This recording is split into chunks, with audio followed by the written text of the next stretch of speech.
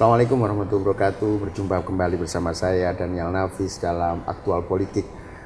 Aktual Politik merupakan sebuah forum yang akan membahas tentang hal-hal politik yang update tentang situasi nasional hari ini. Hari ini kita mendapatkan tamu yang istimewa, yaitu Fuad Bawazir, mantan Menteri Keuangan, dan juga hari ini merupakan politisi senior dari Partai Politik Hati Nurani Rakyat. Dan kita akan berbincang bersama beliau dalam 30 menit ke depan, dan saya lihat pemirsa semua untuk menyimak obrolan kita pada sesi hari ini. Selamat datang Bang Fuad.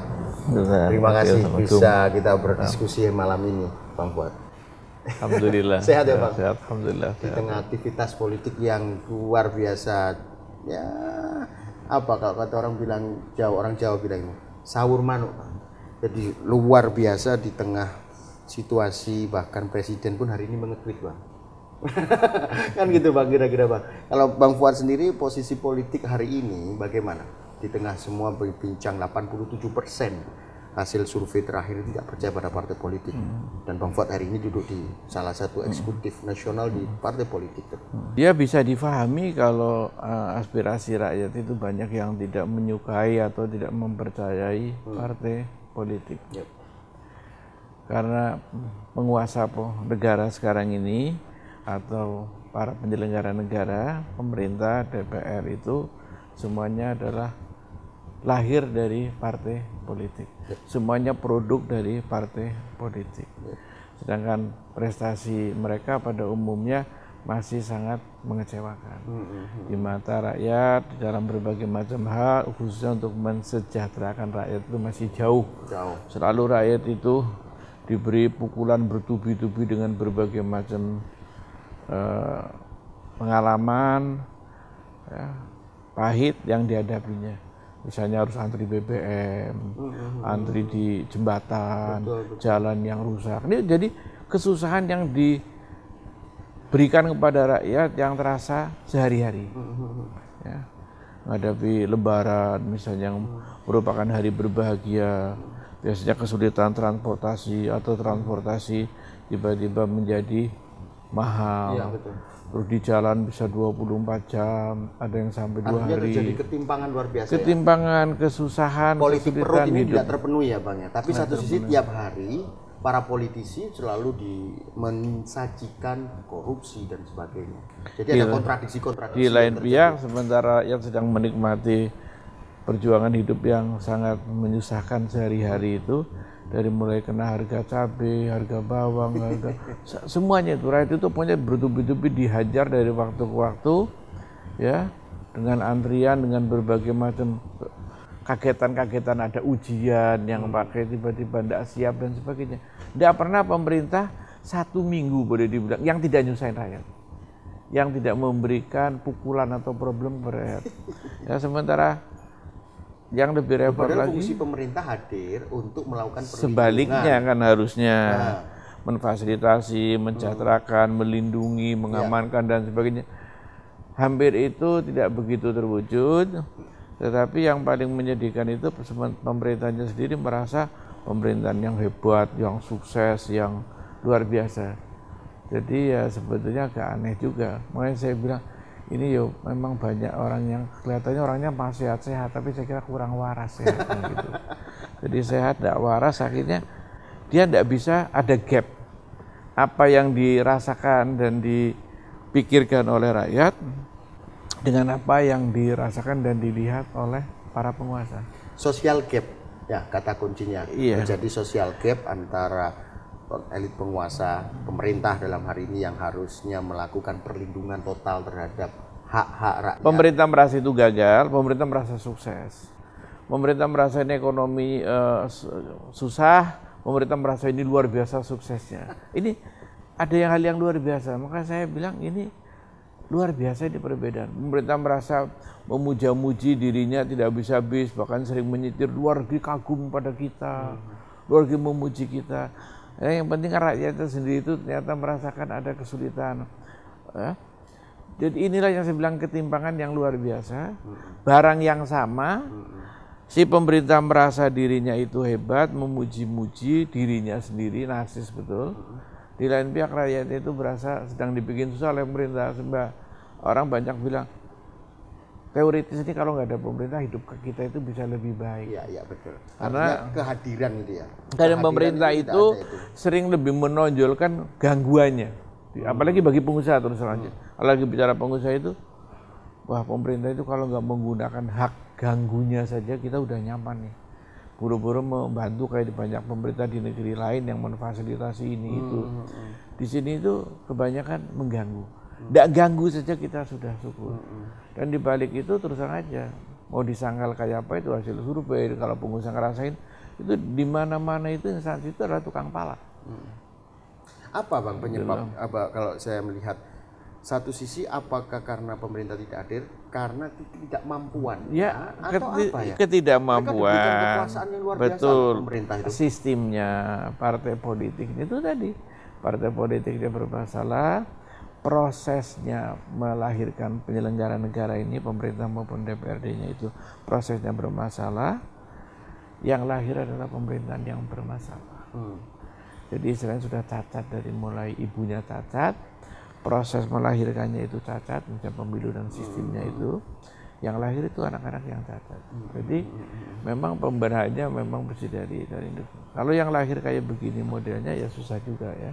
Nggak ada perbaikan yang nyata gitu, yang bisa diharapkan. Nah ini semua ditutup dengan propaganda. Pagi, sore, siang, malam kita dijejali dengan propaganda bahwa ini pemerintah yang demokratis, pemerintah yang sukses, pemerintah yang sejahtera dan sebagainya gitu. Semua diputar balik kenyataan. Dan keras kepala kalau diomongin. Misalnya ya, sudah diingatkan hati-hati, kita sudah 40 tahun ini sangat mengandalkan perdagangan ekspor import itu yang surplus. 30 tahun Orde Baru juga selalu surplus. Ya, surplus ini merupakan andalan kita. Ya. Nah, sekarang mulai ada tendensi loh, jauh-jauh hari kita udah ingetin tendensi menjadi perdagangannya itu defisit. Artinya import ini akan mulai lebih tinggi. Ini berbahaya. Jawabannya pemerintah itu, wah ini bagus. Karena katanya ini yang diimpor. Padahal yang diimpor itu juga gitu loh. Makanya, sakit saya bilang ini. Sekarang kalau saya lihat neraca keuangan kita defisit. Ya, selalu defisit. Tapi juga inflasi pada satu sisi bersamaan. Ini juga berbahaya. Ini bos sangat. Ini ya, ancaman ini. Ya, APBN kita defisit. Betul. Sekarang menuju kepada perdagangan yang defisit. Ya, neraca perdagangan defisit. Inflasinya itu tinggi. Dalam kondisi yang pengangguran masih tinggi, ketimpangan masih tinggi, ya, kemiskinannya juga masih besar, itu per kapita income masih rendah. Jadi ini rentan sekali, berbahaya sekali gitu kan. Tapi kalau Anda lihat komentar pemerintah, dan juga terus tergerusnya devisa kita, Bang. Devisa kita dalam ya karena defisit itu tadi, padahal sudah tertolong ya, tertolong semu sebetulnya, tapi yang nolong gitu adalah adanya hot money, yaitu uang-uang di bursa karena bisa mendapatkan capital gain yang tinggi. Tapi ingat, hot money itu tidak menciptakan lapangan kerja. Ya, sifatnya itu sementara. Dan itu kalau sekali nyedot, misalnya masuknya 10, kalau dia balik itu lebih 11, 12, karena ini keuntungan capital gain yang diperoleh. Oke, menarik Bang. Nanti kita akan teruskan dalam sesi selanjutnya. Pemirsa, perbincangan kita akan selalu menarik pada sesi hari ini bersama Fuad Bawazir. Tadi sudah membahas tentang bagaimana problematika ekonomi. Selanjutnya kita akan masuk kepada sosial politik dan khususnya hukum, yang bagaimana ternyata beberapa institusi kita, contohnya KPK juga ternyata tanda kutip, quote on quote, dijembab oleh kekuasaan. Kita saksikan setelah pariwara berikut ini.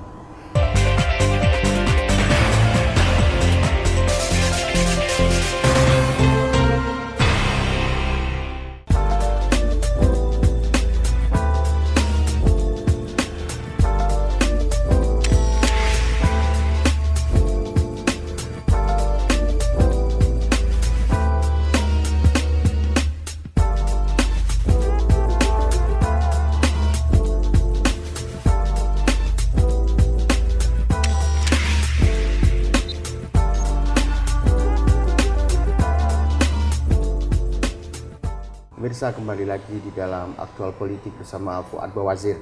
Bang Fuad, dalam sesi pertama kita membahas tentang secara umum tentang politik khususnya ketidakpercayaan publik terhadap partai politik, ketidakpercayaan terhadap pemerintah, social gap yang terlalu tinggi, ekonomi yang juga mengkhawatirkan. Kemudian hari ini kita juga melihat bagaimana pemerintah juga rezim yang berkuasa, kalau saya lebih fokuskan juga melihat menggunakan tangan-tangan hukum untuk digunakan untuk menyandra, lebih tepatnya menyandra lawan politik mereka. Ini kalau menurut publik sangat luar biasa. Soeharto pun saya pikir tidak sevulgar itu. Dulu Bang Fuad juga dalam Orde Baru juga masuk di dalam itu. Gimana Bang Fuad melihat contohnya KPK misalnya hari ini? Ya, KPK ini kan produk baru, produk reformasi ya. Karena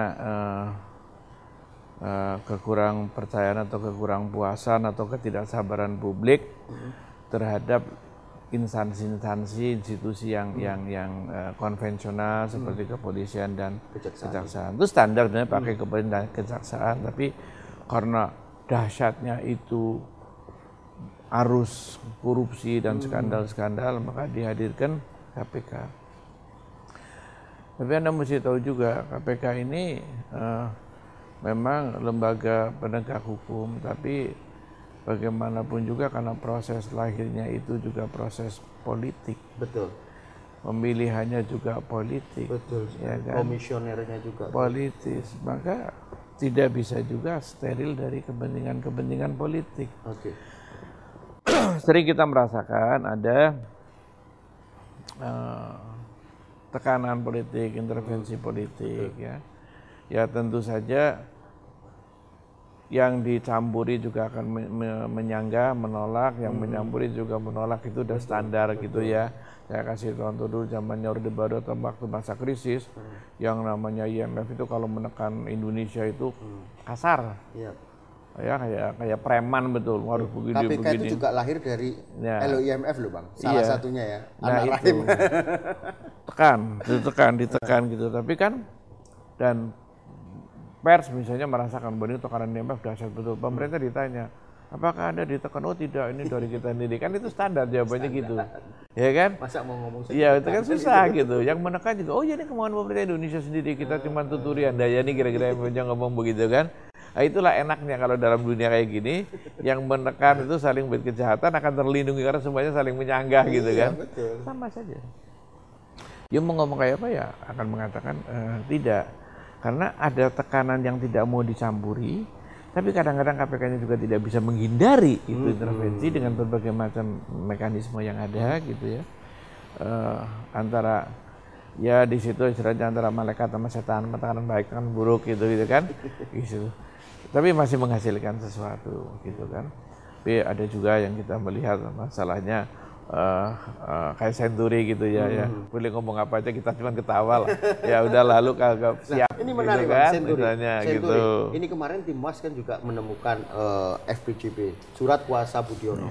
Dalam beberapa statement Bang Fuad di aktual beberapa waktu lalu menyatakan bahwa Budiono, wakil presiden kita itu, dulu waktu Bang Fuad menjadi Menteri Keuangan pernah dicopot loh, dalam kurung disersi dalam kurung, pernah dicopot waktu di salah satu menjadi direktur Bank Indonesia. Iya. Kalau saya jujur saja tidak mempunyai keraguan sedikit pun bahwa Pak Budiono itu bertanggung jawab dan terlibat di dalam masalah pembobolan perbankan. Ya. Ini malah saya bilang ini spesialis pembobol perbankan. Spesialis. Ibarat itu residivis. Ibaratnya ya residivis untuk pemain perbankan. Dalam hal BLBI dulu kawan-kawannya yang sesama Dewan Gubernur, dulu istilahnya zaman dulu dengan Dewan Direksi gitu. Dewan Direksi. Itu sama dengan Dewan Gubernur sekarang. Itu pada diadili sih divonis. Putusan-putusan pengadilannya, putusan-putusan kasasi sampai di Mahkamah Agung pun melibatkan keterlibatan Pak Budiono sebetulnya adalah misalnya seperti Paul Sutopo dan semuanya itu. Sebelumnya juga waktu saya menjadi Menteri Keuangan di bawah Pak Harto itu juga ini kita terus aja kita berhentikan Pak Budiono itu. Sempat diberhentikan. Tempat kita berhentikan, kita copot dari Bank Indonesia. Iya. Saya copot. Saat itu kuasa masih di Menteri Keuangan? Iya. Oke. Atas melalui analisis diskusi Pak Harto, Presiden tentu kan dapat masukan dari berbagai macam, sudah mendiskusikan, memberikan pengarahan kepada saya ya membahasnya lah begitu dengan beliau Presiden, akhirnya putuskan ini harus dicopot. Waktu itu kan apa? BLBI juga? BLBI itu dicopot ya. Jadi samping itu BPK pernah setelah Pak Harto turun, ya waktu itu kan Pak Harto yang nyopot, mungkin sudah saya yakin itu keputusan saya, kemudian saya juga yang melantik pengganti Pak Budiono pada waktu itu ya. Yakin itulah dengan keputusan Banjir memang orang bertanggung jawab gitu kan. Kemudian dibuktikan dengan putusan kebenaran kebijakan kami mencopot itu bertanggung jawab laporan investigasi BPK. Ya, itu pasca reformasi. Iya kan, sudah nggak ada Pak Harto atau laporan BPK begitu mengatakan bahwa ya salah satu yang bertanggung jawab ini adalah Pak Budiono. Betul. Tadi keputusan Mahkamah Agung juga melibatkan Pak Budiono begitu kan. Tapi hebat dan Bang. Tapi sudah terlibat kayak itu, teman-temannya sempat pada masuk penjara begitu, malah jadi presiden. Ini kan mesti kita perlu tanda tanya kan. Enggak, kan di zaman Megawati juga Pak Budiono jadi Menteri Keuangan. Iya itu dia. Kan hebat Bang. Iya itu dia kan. Ini kan ada apa gitu kan, aneh gitu kan, sponsornya, petitipannya, tenaganya dari mana begitu kan. Yang musnya udah pada diparkir begitu dengan teman-teman kolehannya itu, ini malah menggeliat terus ya, biarlah orang membaca sendiri-sendiri gitu kan. Itu proses BLBI. Nah sekarang saya coba ingin masuk lagi kepada yang sekarang ramai tentang SKL. Nah, akhirnya lahir release and discharge. Waktu itu Menko-nya Doro Jatun. Itu masih bagian dari BLBI. Iya, Menteri Keuangannya waktu itu zaman Mega adalah Budiono. Itu juga ada tangan ya waktu itu. Ada. Kemudian jadi dalam masalah BLBI, kemudian telak juga ketika masalah Senturi, ya kan? Terus ditangani KPK. Tapi KPK kan seperti tidak berdaya. Itu sudah jelas, tapi kan karena tekanan yang luar biasa, akhirnya KPK kebingungan juga. Ya udah nih kita tingkatkan penyidikan dan menyelamatkan diri. Menyelamatkan KPK-nya juga karena udah kebingungan. Ya udah kita naikin ke penyidikan. Terus kita tunjuk 2 orang yang sudah ibaratnya udah jadi tersangka, meskipun nggak diapa-apain lah ya. Ini itu berarti hanya untuk menyelamatkan dan buying time, menunda saja gitu. Ya kan, seolah-olah kalau nggak ada tekanan yang, kalau misalnya waktu itu tidak ada timbas, udahlah itu tenggelam habis. Di KPK nggak bakal diapa-apain. Kekuatan melihat posisi sekarang surat kuasa FPJP. Tanpa itu pun ini sebetulnya seorang ini sebenarnya kalau memang mau serius ditindak itu udah dari lama, udah begitu jelas tanggung jawab yang mesti dipikulnya. Sudah harus lama menjadi tersangkanya, sudah harus disidik sudah lama. Masalahnya kan kekuatan politik. Tadi kan KPK ini setengah lembaga politik. Di sana kan tentu tarik-tarikan, ada ya macam-macam lah. Jadi saya kira, tapi KPK suruh mengatakan ini Senturi tidak ada bukti, tidak bermasalah, istilahnya menyatakan tidak usah diteruskan, nggak berani juga. Jadi yang ada itu sebetulnya saya bisa memaklumi juga, ini tidak punya cukup nyali, mau menunda sampai nanti ganti rezim. Iya, itu sebenarnya mau menunda ganti rezim. Kita akan teruskan Bang Fuad. Pemirsa, menarik sekali perbincangan kita hari ini tentang bagaimana Bang Fuad menyatakan secara vulgar bahwa Wapres kita itu mantan residivis. Tapi tentunya akan kita lebih dalam lagi setelah sesi terakhir berikut ini. Dalam hal pembobolan perbankan. Khususnya pada pembobolan perbankan. Iya, ibaratnya pemirsa, begitu. tetap stay tune di Aktual Politik.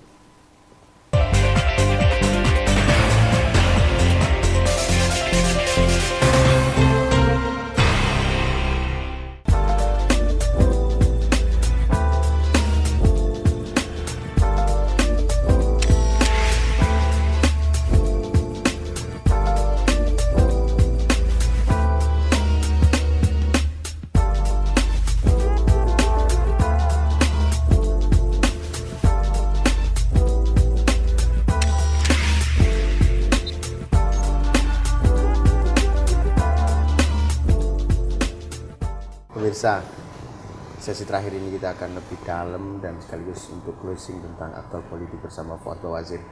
Bang Fuad, tadi kalau Bang Fuad mengatakan ini ada spesialis pembobol perbankan. Nah, kalau bebas dalam hal membobolnya itu saya kira nekat, tapi mungkin pede, karena dulu waktu BLBI teman-temannya kena masalah hukum kan dia tidak lolos kan. Jadi semakin pede dalam arti untuk bermain di dunia perbankan. Ini contohnya begini. Anda jangan lupa ya, sebelum membobol Bank Senturi, Pak Budiono itu berdramatisasi untuk menyelamatkan Bank Indover. Ya kan? Bagaimana dibilang ini seorang profesor, doktor yang hebat, ekonomi segala macam. Omong kosong. Kalau menurut saya sebaliknya gitu loh. Masa ya Bank Indover itu bank yang satu sedang dilaporkan oleh BPK ke KPK. Bahwa ini bank tahun 2007 ini dilaporkan. Ini bank bermasalah. Jahatlah kejahatannya itu dirunut ditandatangani oleh ketua BPK. Bank ini di negeri, jadi bank yang bermasalah, ya kan? Negeri Belanda, bank kecil, nggak punya efek kepada ekonomi Indonesia, ya kan? Nggak ada employment ke kita sebagainya. Toh ini diajukan, dirayunya DPR pada tahun 2008 untuk di bail out. Bank yang tidak punya manfaat. Nah kalau seorang ekonom, katanya profesor, dokter yang pinter, kan nggak mungkin mau nyedot duit negara untuk dibuang ke bank kecil di negeri Belanda yang tidak punya manfaat, yang banknya sedang sakit. Betul. Ini apa kalau nggak penjahat atau pembobol perbankan? Sebelum Senturi, sangat merugikan negara. Dan katanya kalau saya nggak salah ingat 4,7 triliun yang diajukan, ini kejahatan yang luar biasa ini. Iya kan? Dan jujur ngomong saja, sama dengan lagu zaman BLBI, ya, selalu ditakut-takuti DPR itu. Kalau tidak begini, nanti Bank Indonesia bisa tidak boleh clearing internasional. Wah serem lah kayak ini, bisa ngehancur ekonominya, perbankan, segala macam. Sampai komisi di DPR itu 11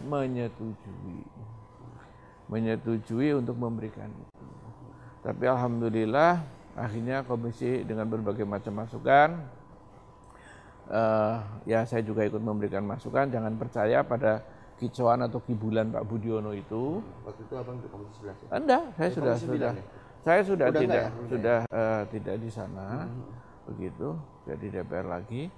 Tapi saya sampai menghadap unsur pimpinan di DPR, saya jelaskan hati-hati ini duit negara mau dijebol lagi nih oleh Pak Budiono, dulu udah BLBI, waktu gubernur BI. Jangan percaya, Pak, buat hati-hati loh Pak, buat ini orang profesor, doktor, ini ekonom. Katanya nanti Bank Indonesia bisa begini, Bank Sentral kita dinyatakan kolab, bangkrut dan sebagainya. Jangan percaya, tukang bohong, saya bilang. Bapak tanggung jawab, iya, saya bilang percaya mas, itu duit kalian hilang di negara. Ini Bank Senturi udah tutup saja, nggak apa itu banknya, itu bank buat buang di sini, nanti buat bancaan di negeri Belanda. Yang bancain ya orang-orang kita juga, ini buat buang duit di sana. Indover itu ya? Iya, nggak terjangkau, duit kita sana hilang, duit di negeri Belanda di Indover itu. Hasil ringkas ceritanya tidak jadi. Terus kemudian dibatalkan. Paripurna tidak mengagendakan, tidak pernah menyetujui. Tapi sempat diketok di komisi. Ya, komisi 9 waktu itu. Iya, komisi 9 sempat diketok, selesai. Wah udah senang, saya kira Pak Budiono mungkin sudah kipas-kipas senang ini bakal dapat duit gede kan. Dan itu gagal. Cepet banget, nggak nyampe 2 minggu udah mulai ngangkat Senturi, garap Senturi. Apa kalau nggak spesialis pembobol perbankan? Jadi tempatnya ini kalau gagal di Indover, bermain di Senturi. Tapi kalau di Indover, pada penilaian saya, kalau di Indover itu berhasil, sudah selesai. Udah nggak akan garap Senturi. Tapi menariknya Senturi, saya yakin begitu. Itu nggak diomongin di komisi loh. Loh, ini itu pinternya. Pengalaman kemarin bukan gitu, Mas Nafis. Pengalaman kemarin di kasus Indover itu dibahas ke DPR, kemudian DPR sudah mulai cerdas, nggak bisa dihapusi lagi, ya kan? Dia nggak mau lagi membawa ke DPR. Dia juga nggak mau membawa ke kabinet atau ke Pak Yusuf Kalla. Waktu itu Wapres kan, pasti Pak Yusuf Kalla biasanya tebas yang kayak gini kan. Dia nggak mau lagi. Jadi untuk Senturi dia pengalaman, dia kucing-kucingan, dia main tembak saja. Sorenya rapat dengan Pak Yusuf Kalla itu tutup mulut, nggak bicara Senturi. Apa keadaan perbankan Indonesia moneter semua aman, baik, terkendali, ya kan? Dia tutup. Ini penuturan Pak Yusuf Kalla ya? Oh iya, memang datanya begitu, pernah saya sampaikan juga. Jam 4 sore itu rapat masih bilang nggak ada masalah. Mulai jam 7 dia mulai rapat, mulai forsir cepat untuk sampai subuh ya kan. Padahal tadi sore ngapusi teman-teman rapat setengah kabinet sama bos Pak Yusuf Kalla segala, itu kan presiden sedang pergi di luar negeri, nggak disampaikan soal itu Senturi. Karena dia tahu kalau dilaporkan pasti ditebas, dicegah sama Pak Yusuf Kala atau teman koleha menteri. Kalau dibawa ke DPR dia juga tahu nggak mau. Karena itu dia main begini. Pas membuat payung perlindungan, Perpu, ya kan, jaring pengaman sistem keuangan, ya kan,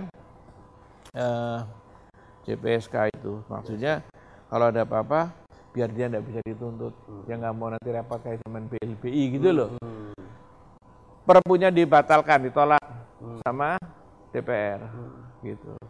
Tapi Senturinya jalan aja, nekat jalan terus. Terus habis itu bikin cerita, sama kayak dongeng yang Senturi. Ini demi menyelamatkan ekonomi. Kemarin kalau Indover dikasih duit itu, berapa itu 4,7 T, pasti akan ngomong. Kita keluar duit 4,7 T, tapi kan kita menyelamatkan Bank Sentral Indonesia di mata internasional. Dia kan dongeng begitu. Sama kayak ini bikin dongeng lagi ke Senturi, hanya orang goblok yang bisa ditipu. Saya kagak, saya ekonom, saya ngerti, saya agak orang goblok. Didongengin, ini 4,7 buat nolong ekonomi Indonesia begini. Menarik ya. Dongeng sampah itu ya, gitu loh. Tapi yang menarik akhirnya Susilo Bambang Yudhoyono memilih dia jadi wapres. Justru di situ saya perlu tanda tanya, apa kaitannya ini jebolnya duit ini dengan wapres gitu loh. Saya malah tanda tanya ada missing link di sini. Jangan-jangan ini mas kawin loh. Wallahu alam, tapi ini missing link ada di sini nih. Iya. Missing linknya di sini. Padahal waktu itu saya lihat beberapa partai berkoalisi, meskipun abang juga tidak di koalisi situ ya, kita mendengar juga salah satu partai koalisi mengingatkan, hati-hati ini akan bermasalah dengan Wapres Budiono, kan begitu ya? Ya logikanya gini, dia banyak cacatnya di BLB dan sebagainya, ya. Dia juga bukan pimpinan partai politik, ya. Prestasi yang jelas juga gak ada, selain jebol Bank BLBI, begitu kan. Tapi kemudian menjadi dibikin mitos orang hebat.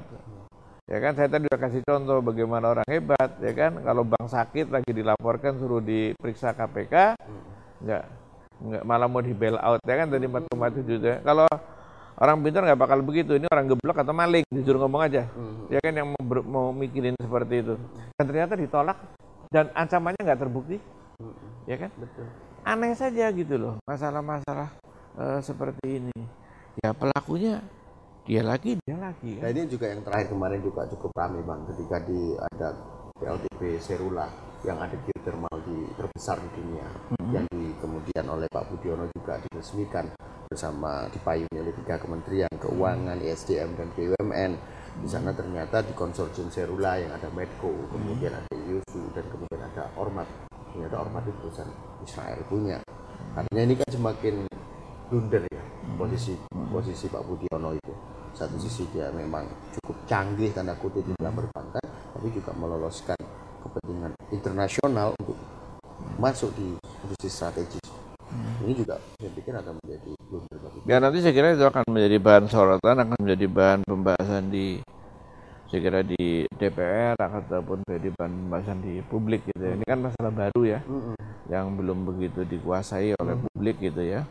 Saya kira para pengamat juga belum begitu aware apa dan apa manfaatnya. Ya nanti akan tergantung bagaimana jalannya atau perkembangannya masalah ini. Ya, tapi yang terakhir Bang Fuad, sebelum kita tutup acara ini, saya melihat hari ini keprihatinan nasional cukup luar biasa terhadap pemerintah. Ketidakpercayaan publik terhadap pemerintah hari ini cukup luar biasa. Saya ingin bertanya pada posisi Hanura hari ini.